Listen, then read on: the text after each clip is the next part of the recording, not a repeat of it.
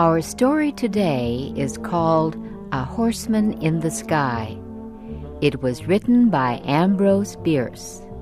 Here is Roy Depew with the story.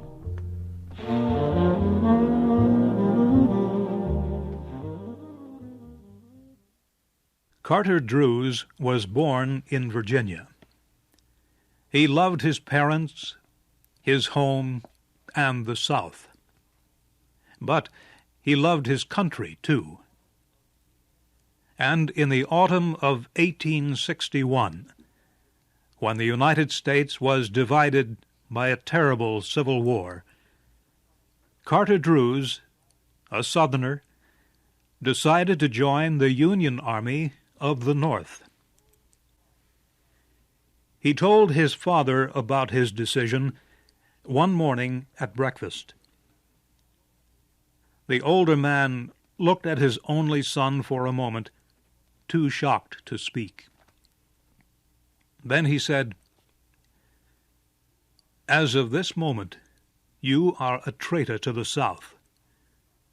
Please don't tell your mother about your decision. She's sick, and we both know she has only a few weeks to live."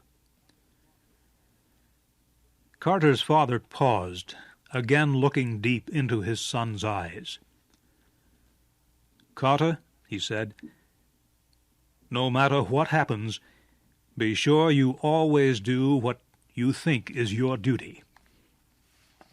Both Carter Drews and his father left the table that morning with broken hearts. And Carter soon left his home and everyone he loved to wear the blue uniform of the Union soldier.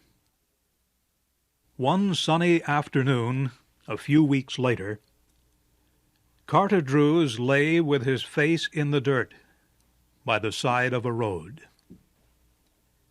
He was on his stomach, his arms still holding his gun. Carter would not receive a medal for his actions. In fact, if his commanding officer were to see him, he would order Carter shot immediately. For Carter was not dead or wounded. He was sleeping while on duty.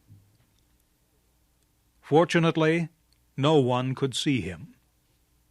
He was hidden by some bushes growing by the side of the road. The road Carter Drews had been sent to guard was only a few miles from his father's house. It began in a forest down in the valley and climbed up the side of a huge rock. Anyone standing on the top of this high rock would be able to see down into the valley. And that person would feel very dizzy looking down. If he dropped a stone from the edge of this cliff, it would fall for 600 meters before disappearing into the forest in the valley below. Giant cliffs, like the one Carter lay on, surrounded the valley. Hidden in the valley's forest were 5 Union regiments, thousands of Carter's fellow soldiers. They had marched for 36 hours. Now they were resting.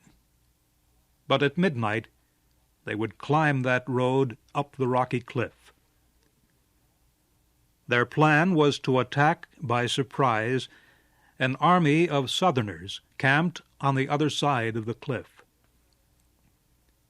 But if their enemy learned about the Union Army hiding in the forest, the soldiers would find themselves in a trap with no escape. That was why Carter Drews had been sent to guard the road.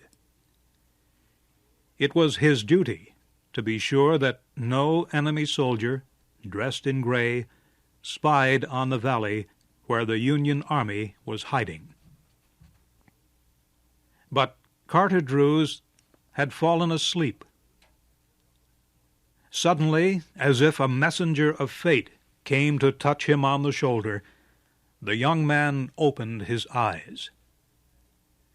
As he lifted his head, he saw a man on horseback, standing on the huge rocky cliff that looked down into the valley.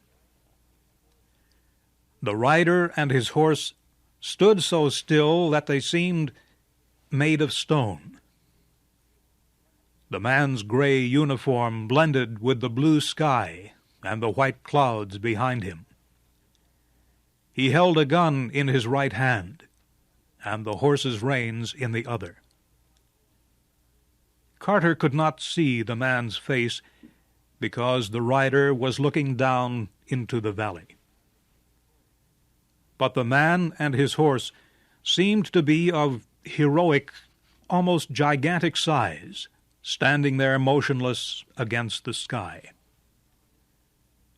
Carter discovered he was very much afraid, even though he knew the enemy soldier could not see him hiding in the bushes.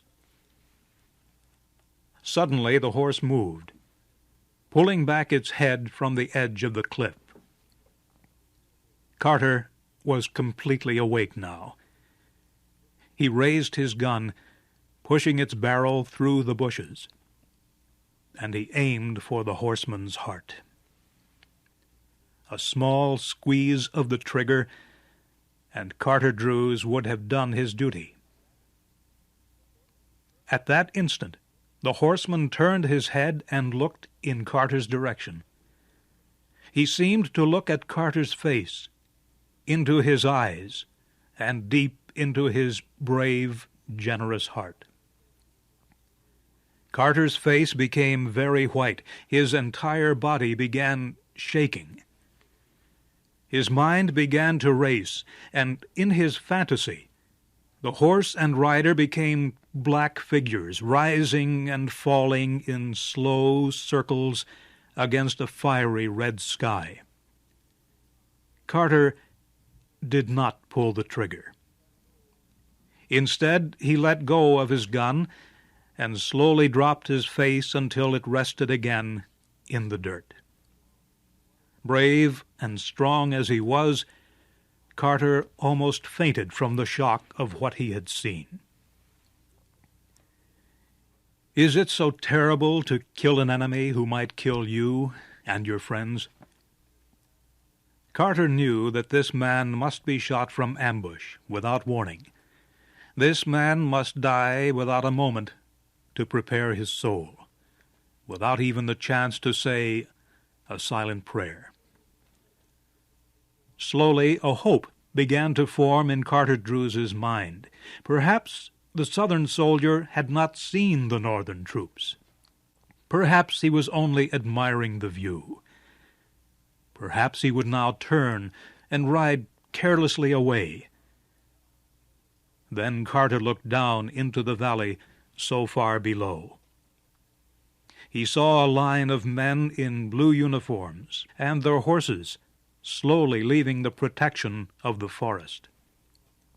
A foolish Union officer had permitted his soldiers to bring their horses to drink at a small stream near the forest, and there they were in plain sight. Carter Drews looked back to the man and horse standing there against the sky. Again he took aim, but this time he pointed his gun at the horse. Words rang in his head, the last words his father ever spoke to him. No matter what happens, be sure you always do what you think is your duty. Carter Drews was calm as he pulled the trigger of his gun.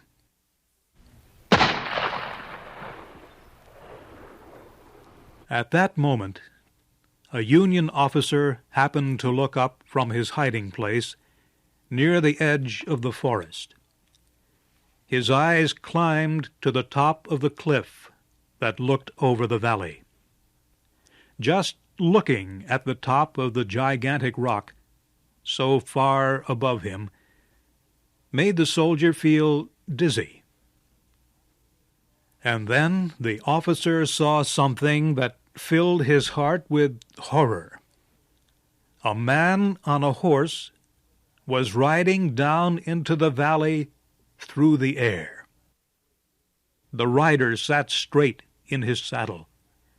His hair streamed back, waving in the wind.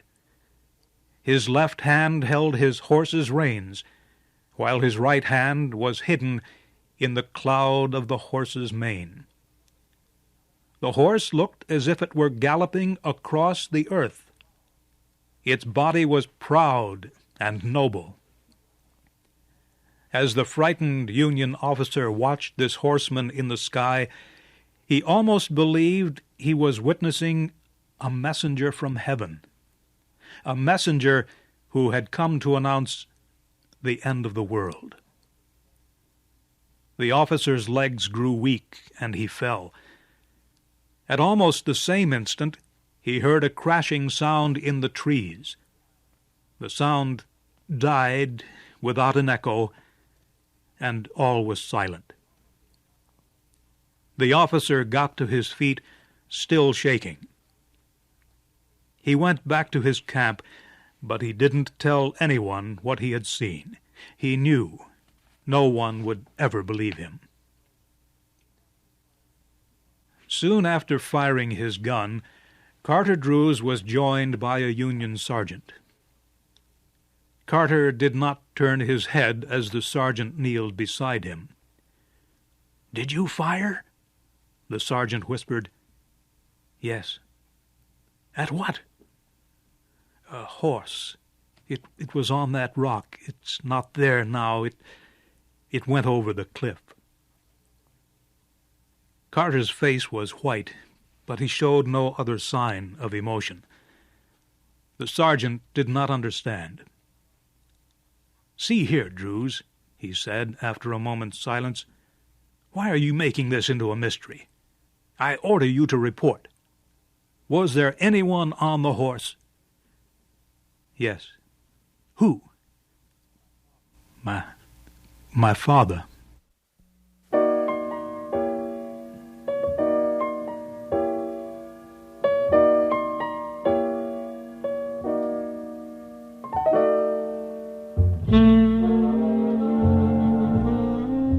You have heard the story called A Horseman in the Sky. It was written by Ambrose Bierce.